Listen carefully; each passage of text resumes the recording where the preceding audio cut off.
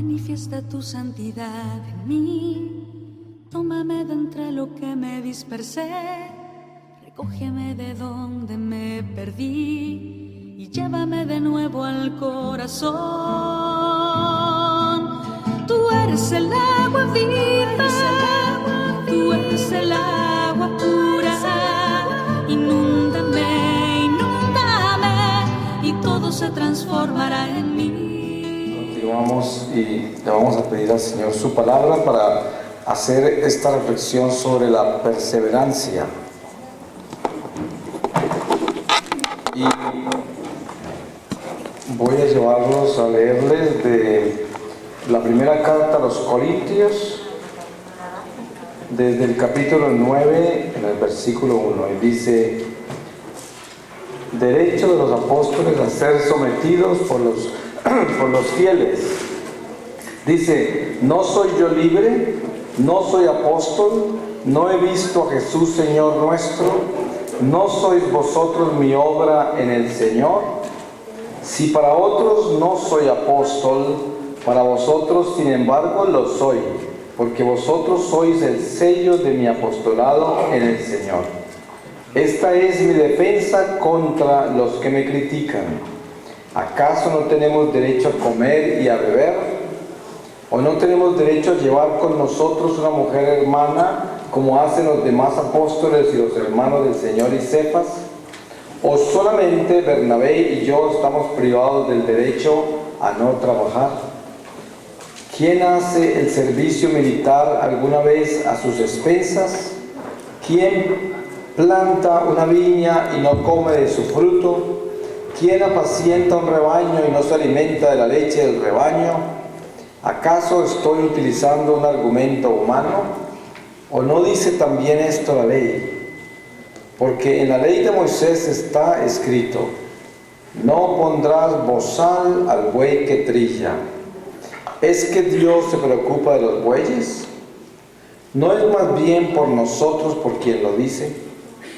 En efecto, por nosotros ha sido escrito esto, pues el que ara debe arar con esperanza, y el que trilla con esperanza de recibir el fruto. Si sembramos en vosotros bienes espirituales, ¿será algo extraordinario que recojamos de vuestros bienes materiales? Si otros tienen ese derecho sobre vosotros, ¿cuánto más nosotros? Con todo, no hemos hecho uso de este derecho. Al contrario, todo lo soportamos para no poner ningún obstáculo al Evangelio de Cristo. ¿No sabéis que los que se dedican al culto reciben el sustento del culto y que los que sirven al altar participan del altar? Así también ha ordenado el Señor a los que anuncian el Evangelio que vivan del Evangelio. Pues hermanos, en esta segunda reflexión del día nos dedicamos a la perseverancia. Y pues todos entendemos qué es esa palabra. Perseverancia pues es perseverar, es uno darle continuidad a las obras que se han comenzado. Y la primera obra más grande que debe tener el espíritu más perseverante es nuestra relación con Dios. Es la más importante. Nosotros debemos perseverar en mantener con Dios una amistad. Y esa amistad debe ser perseverante. Debemos estar constantemente allí alimentando esa amistad. Porque miren ustedes el ejemplo de Salomón. Salomón, siendo muy niño, al recibir semejante responsabilidad tan grande de ser rey del pueblo de Dios, él se arrodilló y le pidió al Señor una sola cosa. Le pidió la sabiduría.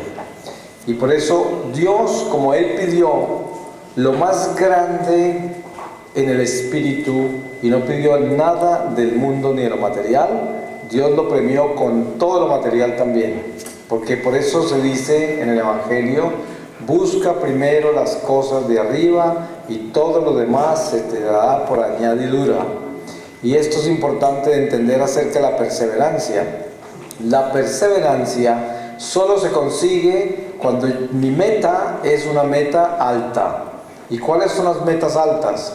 Las cosas de arriba. Porque muchas veces la gente dice que las metas altas son conseguir mucho dinero, triunfar mucho, tener todas las cosas que uno sueña tener en esta vida.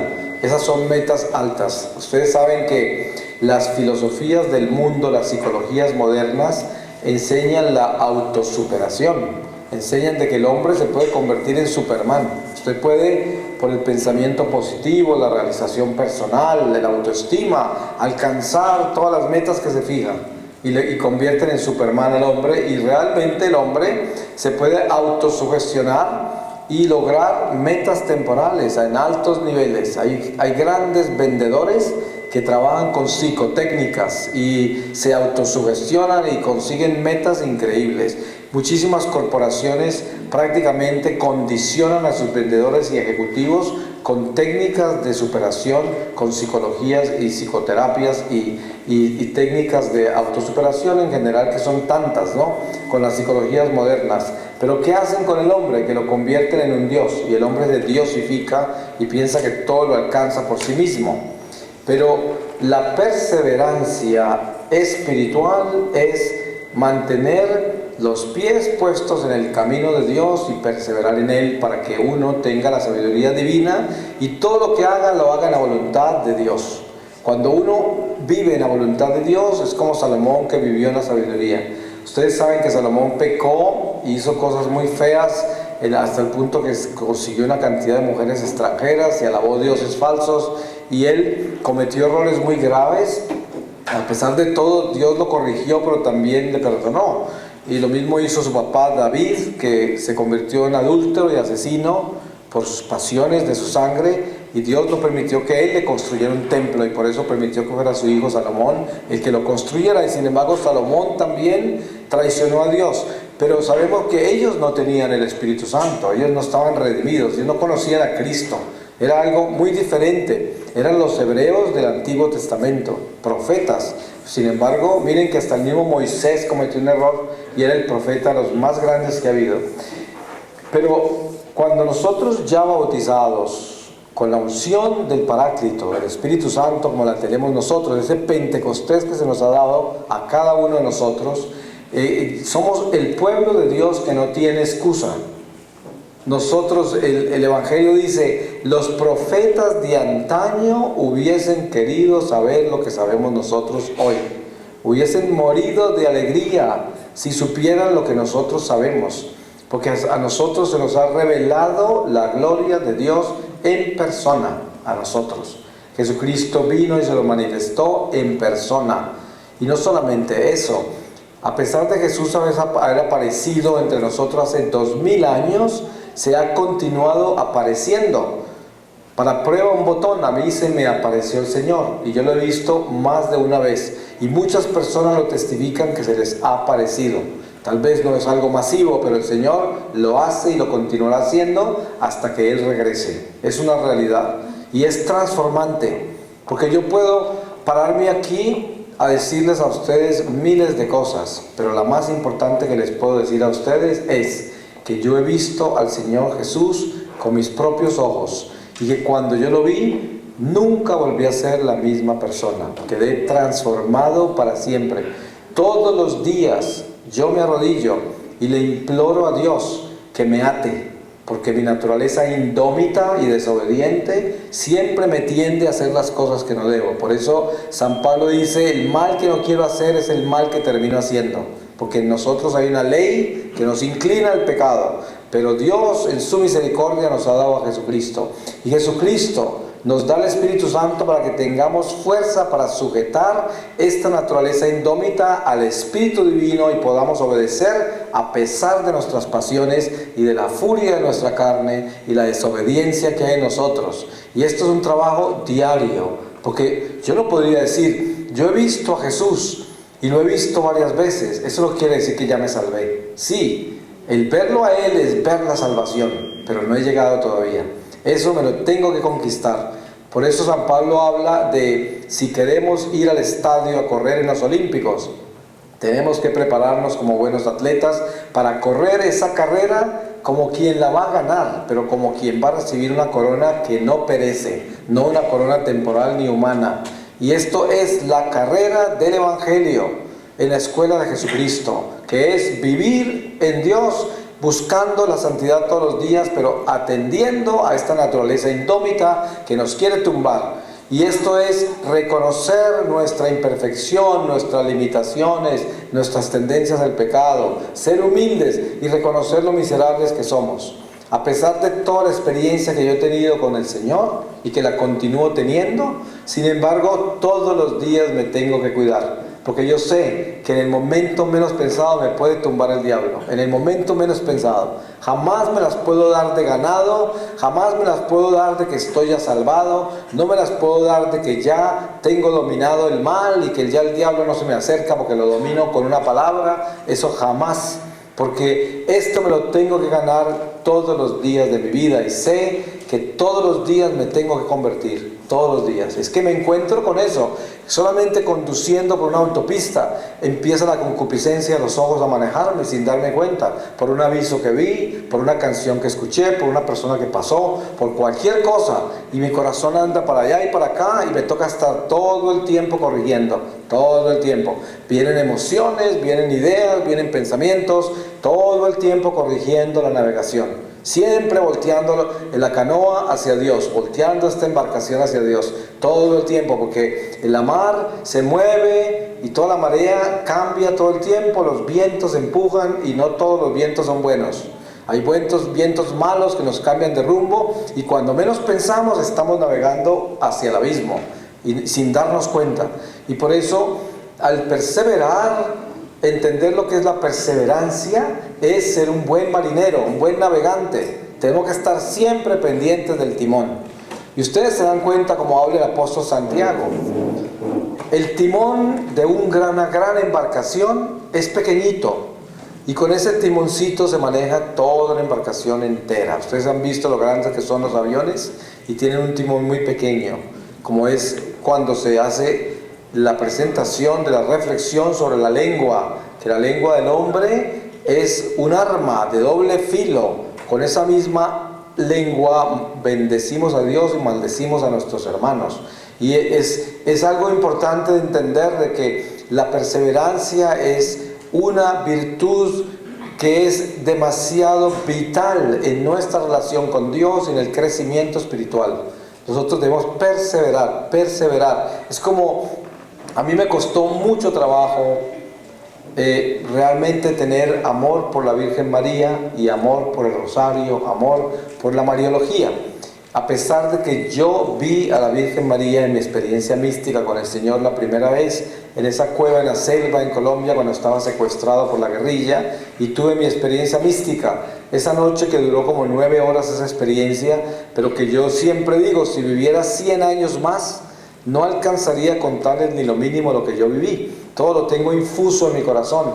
Llevo 11 años de misionero y he escrito 7 libros. Tengo como 800 temas desarrollados místicos de enseñanzas a través de estos 11 años de predicar y de retiros. Y no he tocado ni la superficie. Pero yo les digo que dentro de esa experiencia tuve una experiencia con la Virgen María, con la cual he tenido muchas más después de eso. Pero esa noche encontré a la Virgen María como mi madre y se me presentó como mi madre y tuve una experiencia muy profunda con ella, muy trascendental. Y sin embargo, cuando yo regresé a mi vida natural después del secuestro y regresé a la iglesia y comencé a aprender a ser católico, me costó casi 2 años poder sentir ese amor por María, poder llegar a tenerle amor al Rosario, entender la relación que tenía María conmigo y con la iglesia. Eso no fue así nomás. Y yo no quería hacer algo hipócrita, algo vacío, algo que no tenía sentido. Yo iba a rezar Rosario y no lo entendía. Yo sabía lo que era porque ella me lo enseñó. Sabía qué significaba, pero mi corazón no lo asimilaba. Y me tocó casi con lágrimas pedirle a la Virgen María que me buscara del Señor esa gracia de yo poder entenderla, amarla, buscarla, tenerla en mi vida. Y esto fue un trabajo largo. Y así fue como empezó la Virgen María a tomar lugar en mi corazón, y también esa devoción a María, unión con ella para mi apostolado, para mi vida, para todas mis intenciones y necesidades y para todo lo que ella también tiene en su corazón como necesidades de la iglesia. Y estas son perseverancias en la fe, que son como metas que nosotros tenemos dentro del corazón, en la cual sabemos que al alcanzarlas vamos a empezar a caminar sobre un territorio sólido, porque cuántas veces no nos encontramos nosotros como católicos con situaciones de, así como yo tenía eso con María, hay personas que tienen eso con la Eucaristía. Yo conozco católicos que tienen en la Eucaristía un problema, y es que de verdad en su corazón no creen que Jesús está vivo en esa Eucaristía, y por eso no son tan reverentes a la Eucaristía, por eso no se preparan tampoco para comulgar, no se confiesan o se confiesan mal, y llegan a la Eucaristía sin prepararse y además sin tener la reverencia hacia la Eucaristía. ¿Y esto por qué? Porque les falta esa gracia. Y yo siempre digo, ¿qué es perseverancia? Perseverancia es asegurarnos de que estamos caminando sobre el camino correcto. Si yo no tengo esa mística de la Eucaristía en mi corazón, si yo no entiendo bien qué significa eso, ese don maravilloso del pan de vida, yo debo arrodillarme ante el Señor y pedirle hambre eucarística. Porque yo podría decirles a ustedes esto basado en mi experiencia de Dios. Católico que no tenga hambre de la Eucaristía no ha empezado a ser católico todavía, porque nosotros somos instrumentos eucarísticos de reparación. Eso es lo que somos nosotros. Usted puede alabar a Dios, usted puede proclamar la palabra de Dios, usted puede ser una persona muy generosa, usted puede ser una persona muy activa en la iglesia, pero si usted no tiene hambre de la Eucaristía, usted es un católico desnutrido. Porque para nosotros poder ser católicos nutridos, tenemos que tener ese pan de vida que es la fuerza de nuestra alma, que permite que Dios nos utilice para salvar las almas, porque somos instrumentos de reparación eucarísticos. Porque por esa razón no somos protestantes, por esa razón no somos budistas, por esa razón no somos judíos o musulmanes. Somos católicos eucarísticos y Dios nos creó así. Y por eso nos usa en esa forma. Miren que Dios escogió 12 tribus de toda la humanidad que había. ¿Y esas tribus de dónde salieron? Salieron de paganos. Porque ¿de dónde sale Jacob? Fíjense que de dónde nació Jacob, de dónde nació Isaac y de dónde vino Abraham. Entonces pónganse a pensar, Abraham era un pagano que vivió más de 70 años en Caldea, en Ur, en Caldea, y él era un hombre del mundo, un hombre que no conocía a Dios ni nada, pero Dios lo había creado a él para ser Abraham, porque él se llamaba Abraham, luego Abraham cuando Dios lo llamó. Y del mundo, de la gente que adoraba palos y piedras, de ahí sacó a Abraham. Y de él sacó unos hijos de los cuales aparecieron las 12 tribus de Israel, que fueron los encargados de preparar la encarnación de Jesús. Desen cuenta este misterio, en esta nueva creación en Jesucristo, ya esas 12 tribus toman otra connotación. Ahorita nosotros somos los nuevos sacerdotes de la nueva creación, nosotros que somos de Cristo. Por eso cuando nos bautizan nos dicen que somos sacerdotes, profeta y rey con el bautismo. Rey, ¿por qué? Porque reinamos en la herencia que Dios nos ha dado. Por eso somos reyes, que es la herencia que Cristo nos ha dado. Porque antes, cuando estamos sujetos a la ley, en el Antiguo Testamento, la ley mosaica, no éramos todavía unos herederos que podríamos gastarnos la herencia. Teníamos un albacea. El albacea era el que guardiaba nuestra herencia. Y ese albacea era la ley. Y por la ley nadie se podía salvar porque no podíamos gastarnos el tesoro. Cuando llegó Jesús, se acabó la fuerza de la ley y nos dio la herencia. Y hoy no la podemos gastar. ¿Y cuál es esa herencia? El reinado de Dios entre nosotros, que nos pasa a nosotros si somos hijos fieles de su reino. Entonces, es importante entender de que dentro de este conjunto de misterios que hay en nuestra vida, nos tenemos que dar cuenta quiénes somos nosotros eucarísticamente. Somos nuevos sacerdotes de la nueva creación y somos responsables de toda la humanidad. Entonces la Eucaristía es el centro de nuestra fuerza. Si yo como católico no tengo esa hambre eucarística, ¿se imagina usted como servidor de la iglesia sin tener hambre eucarística? Pues usted es un servidor desnutrido. Por lo tanto, no va a ser el servidor que Dios necesita que usted sea.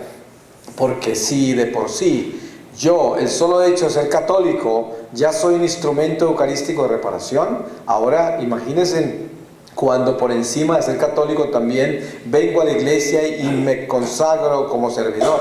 Entonces ahí sí que tengo doble responsabilidad. soy el instrumento eucarístico y encima de todo he sido llamado a ser servidor del templo, que es un honor inmenso. Mire, todo lo que hace una persona en el templo de Dios tiene trascendencia eterna. Les voy a poner un ejemplo. Yo he visto místicamente cómo hay personas en la iglesia que entran y recogen una basurita del piso y acomodan un florero, hacen algo en la iglesia.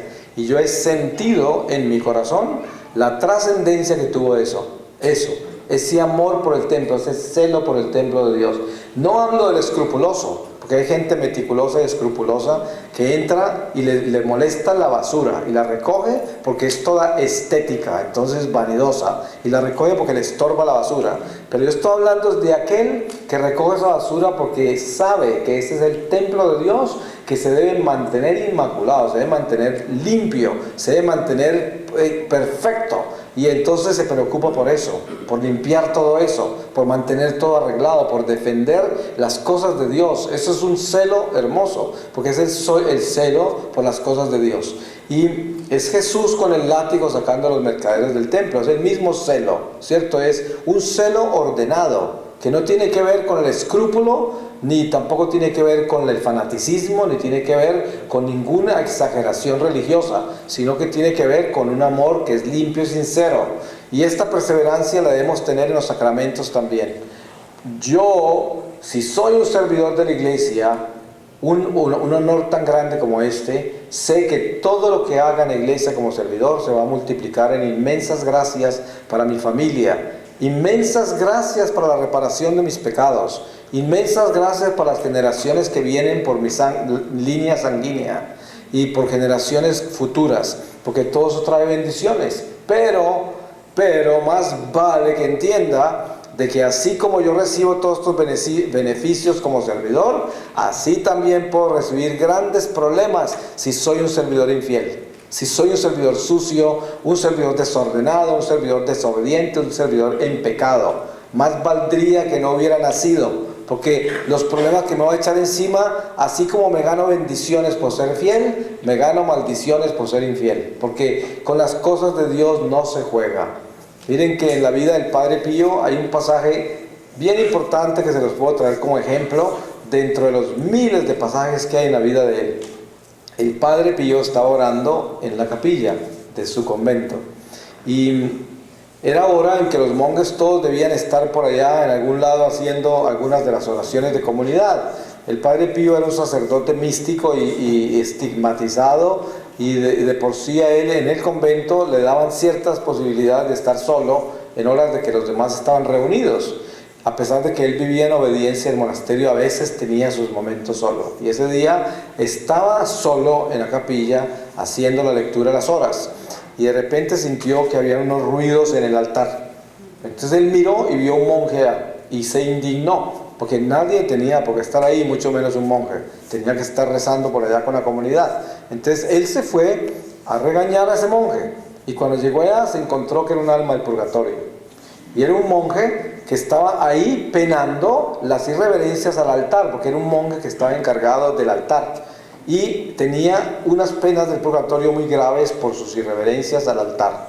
Y de ahí hay una enseñanza inmensa del Padre Pío donde muestra cómo cuando nosotros somos servidores del templo de Dios, tenemos responsabilidades tan trascendentales a nivel eterno que pueden afectar nuestra vida eternamente para bien o para mal. Y por eso hay muchas almas que sufren por las cosas que vivieron en el templo de Dios, la irreverencia. ¿Cuántas veces no ve usted entrar a la gente a la iglesia hoy en día y entran como si entraran a la cocina en la casa? Hablan allá, contestan celulares, ni siquiera apagan los celulares, timbran en medio de la Eucaristía los celulares y los contestan. Hay gente mandando test desde el celular en la iglesia. ¿Ustedes se pueden imaginar la quemazón en que van a estar cuando se mueran? Van a oler a puro carbón, ¿cierto? Porque esas cosas deben ser horribles. El alma, encontrarse con eso en el momento de la muerte, y una persona sentada en presencia del Señor. Es que miren, les explico esto. Ustedes saben que cuando Moisés se encontró con Dios en la zarza ardiente, ¿ustedes se acuerdan lo primero que el Señor le dijo a Moisés? Exacto, quítate las sandalias. Dice, estás pisando tierra santa. Ustedes se imaginan quién es el Dios que está allá en este templo al frente. ¿Quién es? El mismo Dios que le habló a Moisés. El mismo Dios, igualito.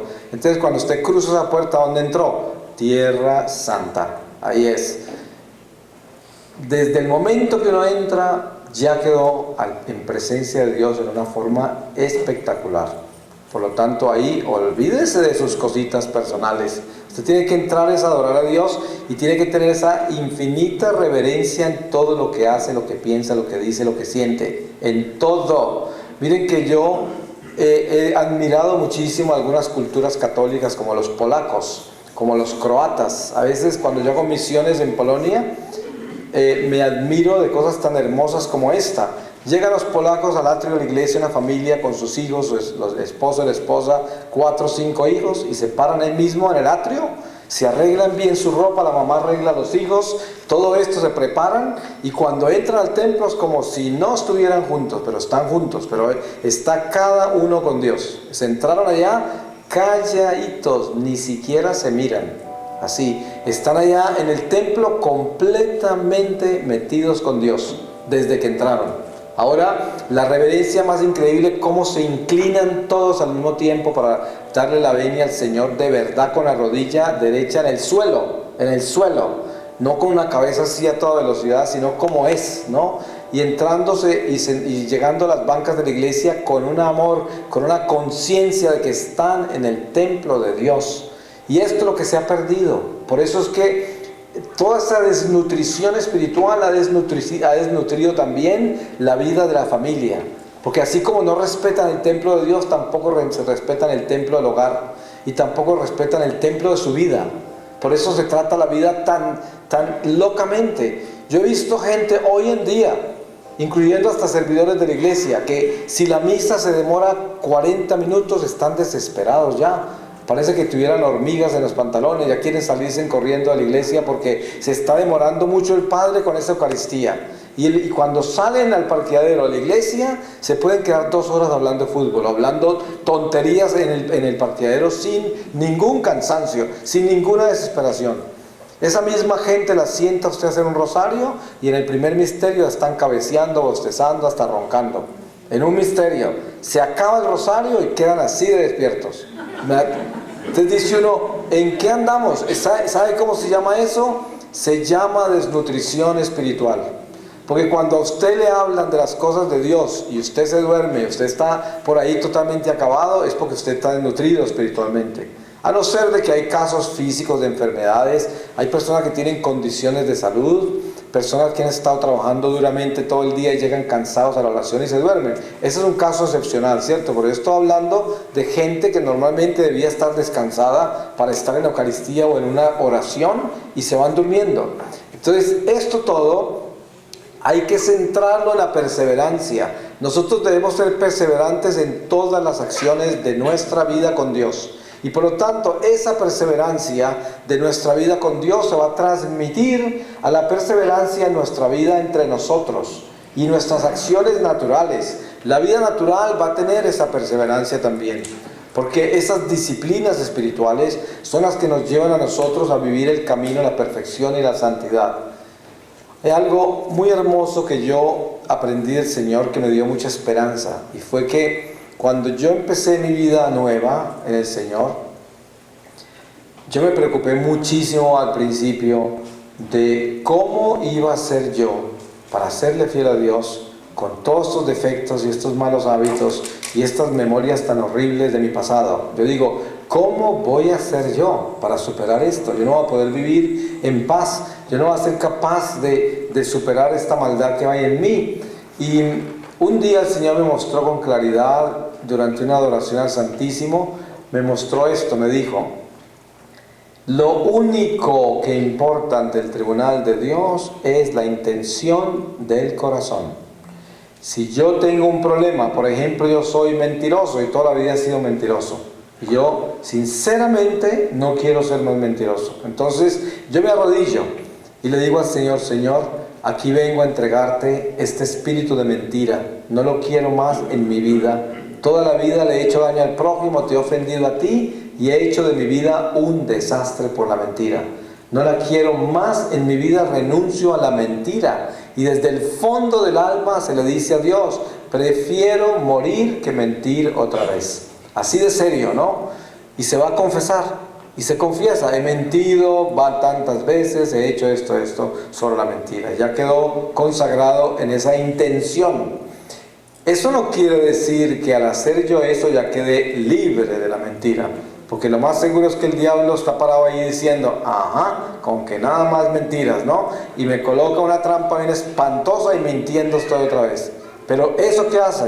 Que me atormente más todavía cada vez que caigo, porque cada vez me duele más. Porque yo estoy renunciando a eso de verdad y no lo quiero más en mi vida.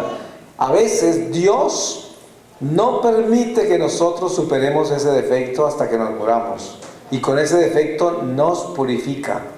Pero ante el tribunal de Dios, el día que yo renuncié sinceramente a esa mentira, ante Dios la superé. Y por eso al final de esta vida no me la cargará contra mí el hecho que haya caído más veces después de que renuncié, porque Él sabía lo tanto que me dolía caer en eso y cómo la quería fuera de mi vida. Esta es la misericordia de Dios. Dense en cuenta que el ejemplo muy claro está en las Escrituras con San Pablo, cuando habla de ese aguijón que tenía en la carne. Y él no explicó lo que era, pero era algo muy difícil, porque él decía, es como si un demonio hubiese llegado directamente al infierno a atormentarlo. Y le pidió a Dios que lo sanara de eso. Y el Señor no lo sanó. Le dijo, mi gracia te basta. ¿Y eso qué quiere decir? Miren que San Pablo explica que si él hubiese sido sanado de eso, no hubiese tenido caridad con el prójimo, porque si él fuera el apóstol perfecto, entonces jamás hubiera tenido compasión, porque ¿cómo va a entender las imperfecciones del prójimo si era perfecto? Por eso el Señor le dejó una imperfección a San Pablo para purificarlo con ella. Moisés era tartamudo, y sin embargo cuando Dios lo mandó a hablarle al pueblo hebreo y le dijo, yo no hablo bien, dice, no importa, tu hermano hablará por ti. Dios hubiera podido curar a Moisés perfectamente y darle la voz más preciosa. No lo hizo. Para mantenerlo humilde, para que fuera imperfecto, para que tuviera esa miseria y con esa miseria se purificara.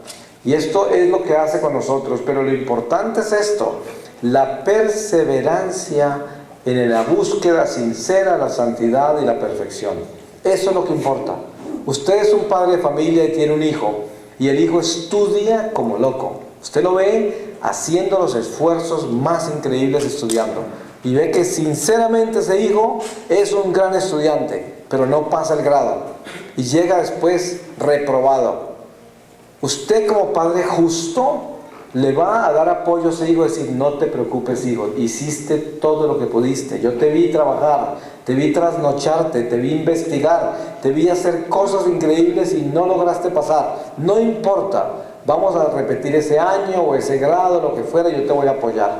¿Por qué? Porque ese padre de familia sabe que ese hijo sinceramente quería ganarse esa materia y no la pudo hacer, pero hizo todo lo que pudo.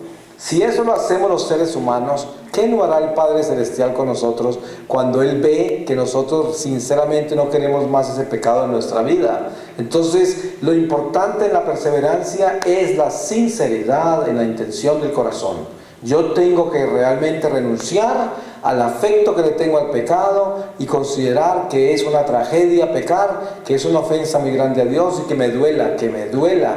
Y en eso estoy yo ya ante el tribunal del Señor.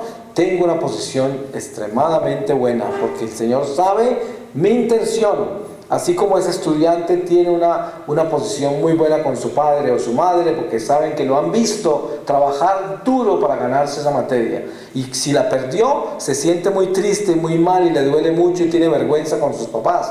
Pero al mismo sabe que la justicia es perfecta y que van a saber que hizo todo lo que pudo. Y esto es lo que nosotros debemos tener en cuenta. Entonces, en la perseverancia tiene que haber mucha humildad. Porque en esa humildad es cuando nosotros podemos reconocer nuestra miseria e imperfección y limitaciones y saber que no vamos a lograr todo lo que queremos hacer con relación a la perfección por nosotros mismos. No lo vamos a lograr. Tenemos que unirnos a Cristo. Por eso se dice que Cristo nos completa. Cristo es redención. Él vino a completar lo que nos falta. Nosotros solos no podemos completarnos. Necesitamos unirnos a Él. Es como cuando se habla de la batalla espiritual. La batalla espiritual entre el bien y el mal, pues es una batalla muy grande, porque estamos luchando contra el demonio que es 100% malo. ¿Cómo hago yo para tumbar 100% malo? Tengo que tumbarlo con 100% bueno. ¿Y cómo hago yo para ser 100% bueno cuando soy imperfecto?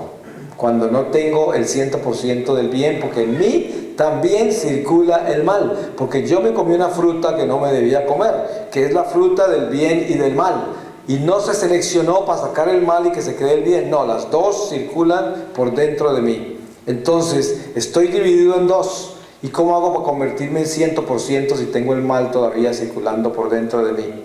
De la única manera que yo puedo lograr abrazar el 100% es si abrazo a Cristo, porque Cristo me completa lo que me falta.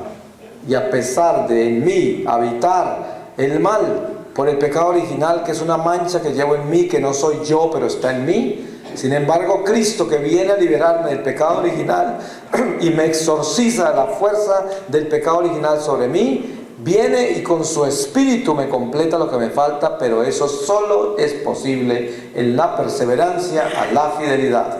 Porque de lo contrario, ¿cómo me va a completar si yo sinceramente no estoy unido a Él en lo que Él me pide? Esa es la unión. Y con esa unión yo sí puedo enfrentarme al mal, a pelearlo, porque ya lo que a mí me hace falta contra Él, Dios me lo da. Y de ahí viene la fuerza que hay en la iglesia. Miren que yo les pongo este ejemplo que me enseñó la Virgen María. Nosotros en la iglesia tenemos sacramentales. Y uno se pregunta, ¿qué es un sacramental? Pues en términos literales podríamos decir, un sacramental parece ser una extensión del sacramento. Pues realmente lo es, en cierta forma, porque yo digo, si entendemos el misterio del eterno presente de Dios, entendemos de que en el eterno presente de Dios Jesús está crucificado en el Calvario. Entonces, los espíritus del mal viven en la eternidad, no viven en el tiempo ni en el espacio como nosotros, están en lo eterno. Aunque nosotros también estamos en la eternidad, solo que somos ciegos, sordos y mudos al mundo espiritual temporalmente, mientras se nos desvela completamente la plenitud de la verdad en el mundo espiritual, que es el mundo real. Entonces, como los demonios viven en la eternidad, están en el eterno presente de Dios. Si yo estoy en gracia de Dios, y yo tengo ese celo, esa convicción en la fe que Dios me ha dado, y yo levanto este crucifijo así, los espíritus que hay en el aire del mal no van a ver este pedazo de metal con este crucifijo acá, sino que van a ver es a Jesús en la cruz, en el Gólgota, porque yo estoy fiel a Dios y esto se convierte en una extensión de un sacramento, y ese sacramento está vivo en el mundo espiritual, y por eso la iglesia usa esto para exorcizar. Miren ustedes lo curioso que los protestantes no resisten la cruz, ni la quieren tener ni la quieren ver. ¿Esto por qué será tan raro, no? ¿Qué sería lo que les quitaron? Pónganse a pensar ustedes lo sospechoso que es eso, cuando en realidad esto es nada menos que el madero donde se colgó Jesús para salvarnos a nosotros. ¿Cómo le puede estorbar a la vista esto a alguien? Eso es muy sospechoso. La iglesia lo usa para exorcizar. Entonces, si yo soy fiel a Dios, en este crucifijo está Jesús en la cruz, en el Gólgota, vivo, ahí en la cruz. Y los demonios quedan colocados instantáneamente a los pies de la cruz en el Gólgota. Ellos no van a querer. Si yo tengo este crucifijo como lo tengo acá, en este podio, y yo soy fiel a Dios, ni se me acercan, ni siquiera entran a este salón mientras este crucifijo esté aquí desnudo, porque saben que en cualquier momento se levanta y quedan quemados, y quedan a los pies de la cruz. No, si yo voy con un rosario en la mano, y el diablo sabe que ese rosario yo lo puedo rezar en cualquier momento, y sabe que yo soy fiel a Dios, Con solo un Ave María coloco todos los espíritus del mal en el eterno presente de Dios en el momento de la encarnación y de la anunciación. Ustedes se pueden imaginar, ellos no quieren estar ahí, porque esa fue la peor derrota contra el diablo. Entonces un solo Ave María derrota a ejércitos del diablo, pero tiene que estar en paz con Dios usted. Por eso es que las armas de la iglesia son tan poderosas, pero son poderosas ¿para quién? Para aquellos que las pueden portar. ¿Y quiénes la pueden portar? Los fieles. Por eso en la iglesia se llaman fieles los hijos de Dios que le obedecen a Dios, los fieles de la iglesia. La fidelidad es definitiva. Si usted está en pecado mortal, usted es desobediente a Dios, no vaya a pretender que con esto va a ahuyentar el diablo. Con esto mismo le dan la cabeza al diablo a usted, porque va a encontrar es un pedazo de metal, no va a encontrar nada. Este por sí es un sacramental y siempre lo será. Y por sí mismo solito es un sacramental. Pero si una persona que no está con Dios la levanta, no va a servirle a esa persona. No la va a proteger, no le va a servir, porque no tiene poder que pueda extender este sacramento para convertirlo en sacramental. Entonces, es muy importante entender ese misterio, porque es la batalla espiritual a la que estamos sujetos nosotros, y la perseverancia, que es una virtud maravillosa, un don maravilloso, es lo que nos da a nosotros el combustible para mantener viva en la relación con Dios todo lo que iniciamos. Si yo inicio una oración en la cual tengo sembradas mis esperanzas para alcanzar algo específico en mi vida, como por ejemplo superar todos los males que hay en mí, derrotar el demonio que hay en mi familia, desbloquear cosas horribles que hemos heredado de antepasados, tratar de buscar la protección por donde yo camino, por donde yo vivo, en las cosas que hago, y mantengo una oración permanente con Dios para vivir en voluntad divina, para vivir en obediencia. Todo eso es una perseverancia santa del hombre que transita por el peregrinar de la tierra. Pero para eso yo necesito perseverar en la intención primaria, que es ser fiel a Dios.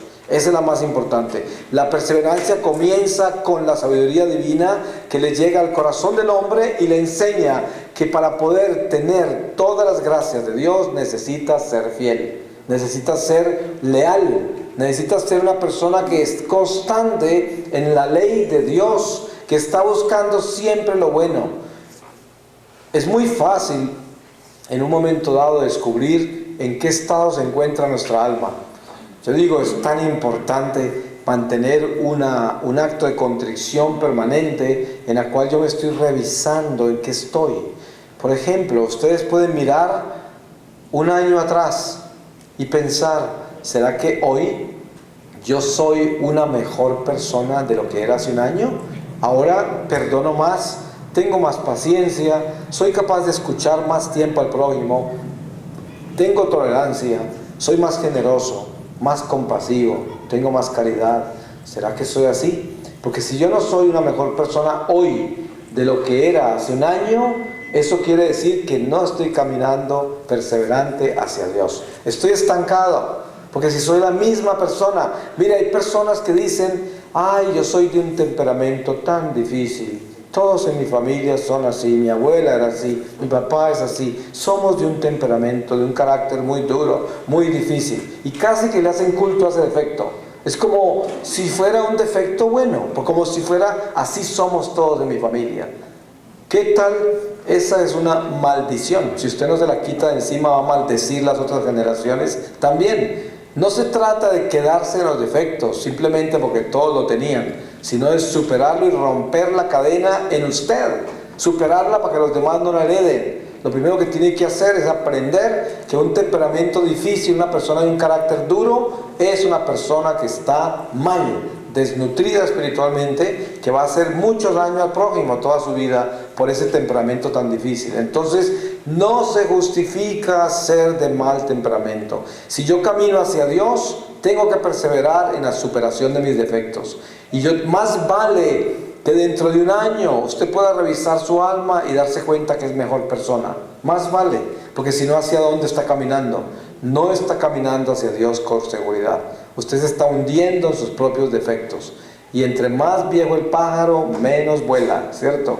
Entonces, por eso uno tiene que aprender desde ahora a superar todo esto, todos estos defectos. Nosotros somos llamados a perseverar en el trabajo constante de superar nuestra maldad, nuestros defectos, la imperfección que llevamos. Y esa es la única forma que podemos descubrir si verdaderamente somos de Dios. Porque lo contrario, ¿cómo podría ser decir yo que soy de Dios? Mire que yo a veces paso por comunidades de la iglesia como esta, y de pronto hablo uno íntimamente con algunos miembros de la comunidad y dicen: ay no, es que la comunidad hay una señora o un señor que son terribles, viven insultando a la gente, son de mal genio, tratan mal a todos los demás, son un escándalo para la comunidad y todo el mundo les tiene miedo, no se atreven a decirles nada porque quién sabe qué chismes les van a armar y qué daño les van a hacer. ¿Ustedes se pueden imaginar algo más horrible que eso? Dentro de la iglesia, cosas así, esas son cosas aterradoras,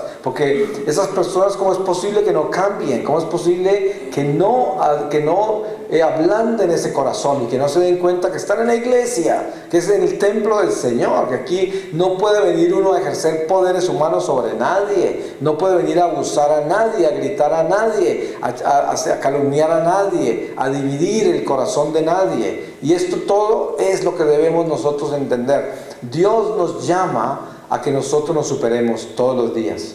Yo todos los días tengo que buscar cómo ser un mejor ser humano. Yo no puedo ser la persona que atormenta a la comunidad todos los días.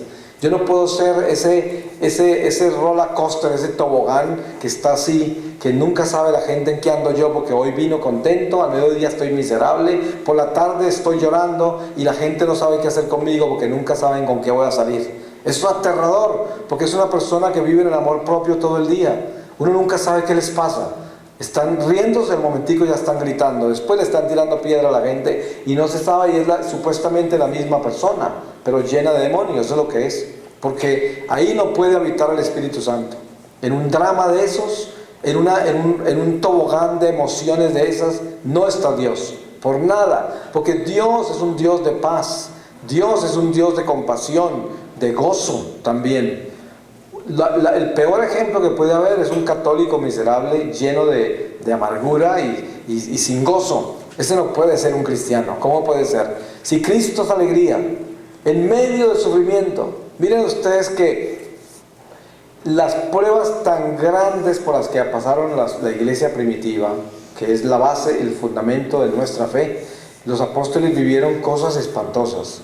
Pero yo les aseguro a ustedes, yo no creo que hubiese o ha habido gente más contenta, de más alegría, de más sentido del humor que los mismos apóstoles, que ellos vivieron una vida de verdad, porque conocían la esperanza de su salvación y no les importó todas las dificultades que vivieron, porque estaban llenos de Dios. Eso se lee en los Hechos de los Apóstoles, se lee en el Evangelio en todas partes, cómo vivían con esa intensidad todo lo que vivían. Y eso es lo que nosotros debemos vivir nuestra fe con alegría, a pesar de las pruebas que hay en el camino. No tenemos razón para estar miserables cuando Dios nos ha dado una gracia tan grande, que nos ha prometido la salvación eterna en Jesucristo y que nos ha mostrado, nos ha dejado saborear la salvación desde ahora con la iglesia que nos ha dado. Entonces, hoy es el día para glorificar a Dios en la perseverancia, de decir: Dios mío, dame la fuerza para ser perseverante en el camino de la santidad, de la perfección. Yo sé que para ser santo necesito primero pasar la prueba terrenal, y después, si logro pasar este grado, entro en la plenitud de la santidad. Pero sí puedo entrar en el camino de los santos, que es el camino de la santidad, donde me voy a perfeccionar y a purificar. Y para entrar a ese camino, entro con la perseverancia. Tengo que tener disciplina y todo el tiempo ser constante. Tengo que estar constantemente fortaleciéndome, constantemente corrigiéndome, constantemente recreándome y reinventándome para buscar formas más efectivas de amar mejor, de servir mejor, de ser más fiel, más obediente. Y todo el tiempo debo estar buscando eso, porque ese es el camino de Dios, es el camino real de la vida espiritual, donde yo estoy constantemente buscando cómo ordenar el rumbo hacia el norte de Dios constantemente. Como explicaba yo sobre mi testimonio personal, todos los días hay que levantarse a tomar ese timón y asegurarse que está uno constantemente volteándolo hacia el norte del Señor. Ustedes saben que la barca se va con toda clase de vientos, se cambia de rumbo en cualquier momento y uno tiene que estar prendido a ese timón. Porque la vida es como ir por una autopista a toda velocidad, llena de carros alrededor, llena de autos, y uno no puede dejarle la atención al timón y a la autopista, porque se estrella. Y esa es la vida de uno. Mire que en una oportunidad el Señor me mostró esta vida terrenal y me mostró un hombre caminando sobre una cuerda floja que estaba extendida sobre un inmenso abismo. Iba caminando con una vara que le daba el equilibrio. Y me mostraba el Señor esto: ese abismo es el mundo, esa cuerda es la vida, esa vara es la fe. Pero si los ojos no están puestos al final de la cuerda donde está Jesús, los ojos puestos en Jesús, ni la cuerda de la vida ni la vara de la fe nos podrán dar el equilibrio para no caer en el mundo. Entonces nosotros tenemos que caminar sobre la cuerda floja de la vida, sobre el mundo, con la vara de la fe y los ojos puestos en Jesús al final de la cuerda, para poder llegar donde Él, porque de lo contrario no alcanzamos. Pero miren cómo es de delicada y de radical nuestra existencia, así de frágil es nuestra vida. El que se descuida y le quita los ojos al Señor, cayó, se lo consumió el mundo. Yo estuve consumido por el mundo, caído de la cuerda por muchos años, y solo la misericordia de Dios me arrastró y me sacó del abismo, porque estaba caído, estaba completamente convertido en un carbón allá abajo, en el fuego de las maldiciones más grandes, y de ahí me sacó el Señor. Así de que hoy podríamos decir que Dios es tan misericordioso que nos ha reunido. ¿Y nos ha reunido para qué? Para renovarnos, para despertarnos, para exhortarnos, para alinearnos, para organizar el norte de nuestra vida y dirigirnos hacia Él, y entregarnos en nuestro corazón el verdadero sentido de la verdadera perseverancia. Voy a pedirle al Señor su palabra, y en esta palabra cerramos esta reflexión. Y les voy a leer a ustedes del Evangelio de San Juan, en el capítulo 11, desde el versículo 1, y dice: reacción de Jesús ante la muerte de Lázaro.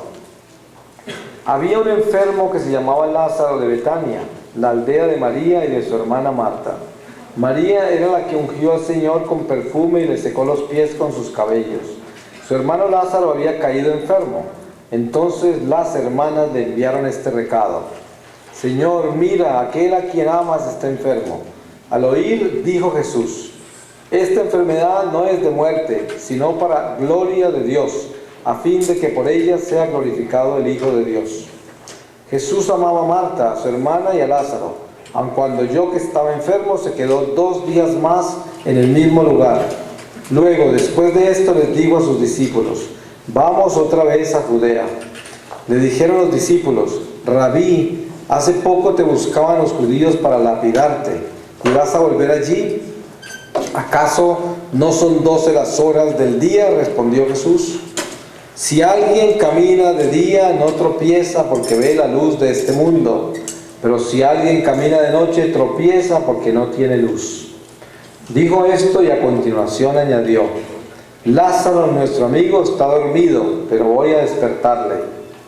Le dijeron entonces sus discípulos: Señor, si está dormido se salvará. Jesús había hablado de su muerte, pero ellos pensaron que hablaba del sueño natural. Entonces Jesús les dijo claramente: Lázaro ha muerto, y me alegro por vosotros de no haber estado allí, para que creáis, pero vayamos a donde está Él. Pues le damos gracias a Dios y le pedimos que nos fortalezca en la perseverancia, para que nosotros podamos vivir realmente esta vida que nos falta en la tierra, perseverando en volvernos mejores personas cada día, y que podamos estar superándonos todos los días para que podamos ser luz en este mundo de tinieblas. Amén.